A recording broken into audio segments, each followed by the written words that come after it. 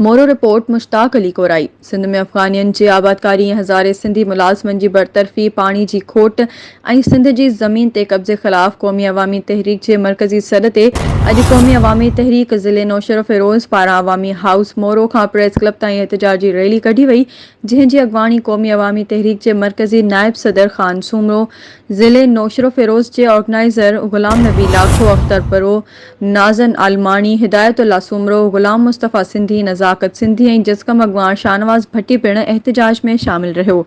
Press club अॻियां अॻवाननि media सां ॻाल्हाईंदे चयो त हुक्मराननि सिंध खे आलमी यतीमखानो बणाए छॾियो आहे। पीटीआई ऐं पीपीएमक्यूएम जे तासुब परस्त हुकूमतुनि पारां अफ़गानियन खे सिंध में रहण वारे ऐलान खे असां पंहिंजी धरती जे वजूद ते वार सम्झूं था। अफ़गानियुनि जी आबादकारी सां सिंध में अमन व अमान जी सूरत हाल ख़राब थी सघे थी। अफ़गानी आलमी एजेंडा तहत दुनिया जी अमन अमान में ख़लल विझी रहिया आहिनि।